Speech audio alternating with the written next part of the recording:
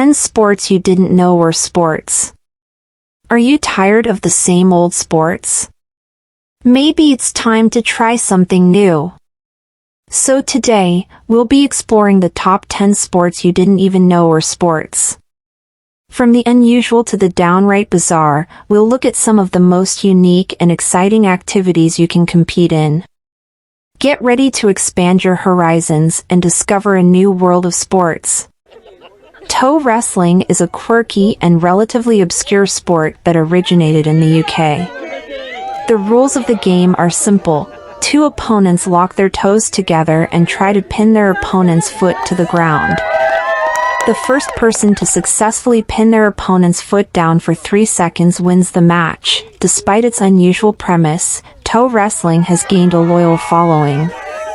There are even world championships held annually in the UK, where competitors from all over the world gather to compete for the title of world champion. One of the reasons that toe wrestling has become so popular is that it's a sport that anyone can participate in, regardless of age or skill level. It doesn't require a lot of expensive equipment or training, and it's a fun way to exercise and socialize with others. If you're interested in trying toe wrestling for yourself, there are plenty of local clubs and events that you can join. Just be prepared to remove your shoes and get up close and personal with your opponent's toes. Fireball soccer, football to our non-American friends, is a thrilling and unique version of the classic sport that has gained popularity. The game is played with a large ball set on fire, adding an element of danger and excitement to the already intense game. Players wear protective gear and must be skilled in both soccer techniques and fire safety to participate. The objective is the same as traditional soccer, to score goals by kicking the ball into the opposing team's net. Fireball soccer is not only a sport, but also an art form. The flames from the ball create a mesmerizing display as it's kicked and passed around the field. The game requires quick reflexes, agility, and teamwork, making it a great way to build camaraderie and sportsmanship among players. However, safety is always a top priority in fireball soccer. Trained professionals oversee the game, and strict safety guidelines are implemented to ensure no one gets hurt. The game is played in a controlled environment, and players must follow all safety protocols to participate. Have you ever heard of goanna pulling? It's a traditional Australian sport in which two people face each other with a heavy leather strap joining them around their necks, then they pull each other in a version of tug-of-war. The participants first lay on their bellies, then raise their upper bodies. The straps are then placed around their necks. The game gets its name from the position the participants seem to mimic, that of a goanna lizard. Goanna pulling has its origins in the 19th century to honor the game's namesake lizard. However, the world's first Australian National Goanna Pulling Championships were held in 1984, in the town of Woolly, New South Wales, Australia. Goanna pulling is not only about brute strength, it's also about strategy and technique. Players need to know how to position their body and pull to exert maximum force on their opponent. The sport is not without risks, however. Players can suffer from injuries such as muscle strains, sprains, and sometimes even fractures. That's why safety measures are taken to ensure that the sport is played in a safe environment. Stick horse dressage is a surprisingly popular equestrian discipline that is gaining traction. It involves using a stick horse, the kid's toy of an imaginary horse made out of a stick with a horse's head attached to the top, to perform dressage movements. Stick horse dressage is not only a fun and entertaining activity but also a great way to improve balance, coordination, and overall horsemanship skills.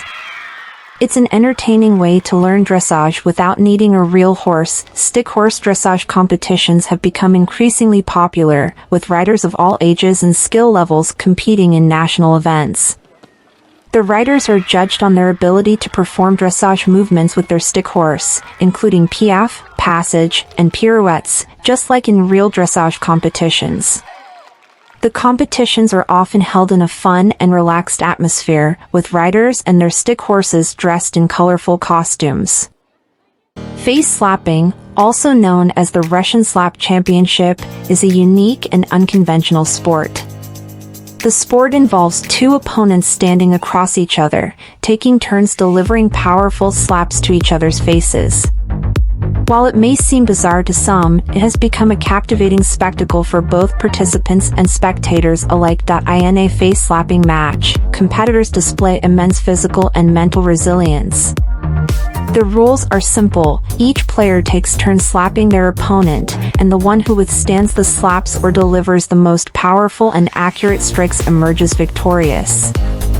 Surprisingly, this sport demands brute strength, strategy, and endurance. The sport's rise in popularity can be attributed to its viral presence on social media, where jaw-dropping slaps and fierce rivalries have captured the attention of millions worldwide. Beyond the entertainment factor, face-slapping celebrates human resilience and the capability to endure extreme challenges. However, as with any sport, there are concerns about safety and potential risks associated with face-slapping. Protective measures and regulations must be in place to ensure the well-being of participants.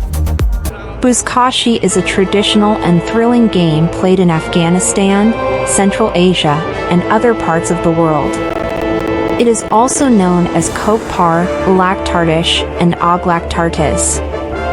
The game is played on horseback, and the objective is to grab the headless carcass of a goat or calf. This traditional aspect is sometimes replaced with a ball to symbolically represent the animal, and carry it to the other end of the field while fending off other players. The game is famous for its rough and dangerous nature, as players often collide with each other and fall off their horses. The game requires a lot of skill, physical strength, and courage, and only the best players can excel at it. Buzkashi is not just a game but a cultural event that brings people together and celebrates their traditions. The game is often played during festivals and special occasions, and it is a source of pride and honor for the players and their communities. Despite its violent nature, Buzkashi is a deeply respected and cherished game in the regions where it is played. It symbolizes the resilience and strength of the people who play it and their connection to their history and culture.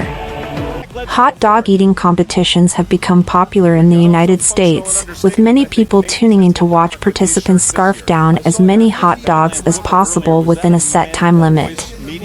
While some may find the competition entertaining, others argue it promotes unhealthy eating habits and glorifies overindulgence. The most famous of these competitions is the annual Nathan's Famous Hot Dog Eating Contest held on July 4th in Coney Island, New York. The event draws thousands of spectators and has been broadcast on national television for decades.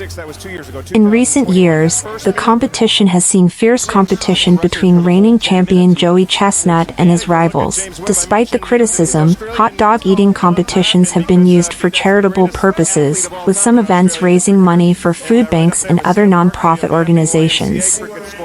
While hot dog eating contests may not be everyone's cup of tea, they remain a unique and entertaining part of American culture. Zorbing is a unique and exciting sport involving rolling down a hill inside a giant inflatable ball. The ball is made of transparent plastic, which adds to the fun as you can see the world around you as you roll. Zorbing is a fun activity for all ages and is perfect for those who enjoy outdoor adventures. Zorbing can be done solo or with friends, and there are different variations of the sport to try, including Zorb soccer. Hydro-Zorb is the most common type of zorbing, which involves adding water to the ball to create a slippery ride. This is perfect for hot summer days and adds a new level of excitement to the experience. Zorbing can also be done on snow, known as snow zorbing. This great winter activity provides a unique way to experience the snow-covered hills. The ball is specially designed for snow conditions and can reach high speeds. Safety is a top priority in zorbing, and participants should always wear a harness and helmet. It is also important to zorb in designated areas and under the supervision of trained professionals.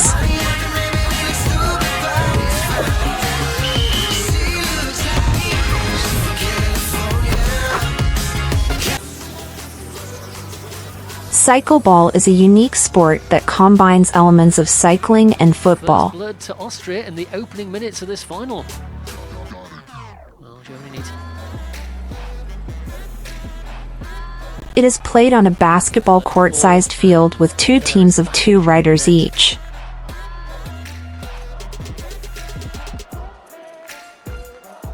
The game's objective is to score goals by hitting a small ball into the opposing team's goal using only the bike's wheels. One of the most challenging aspects of cycle ball is the need for precise control and balance. All kinds of things happening here. Players must be able to maneuver their bikes with agility while keeping their eyes on the ball and anticipating the movements of their opponents. Cycle ball is a highly competitive sport that demands quick reflexes, sharp spatial awareness, and the ability to think strategically. It requires a great deal of physical fitness and mental focus, making it a great way to stay in shape and improve cognitive skills.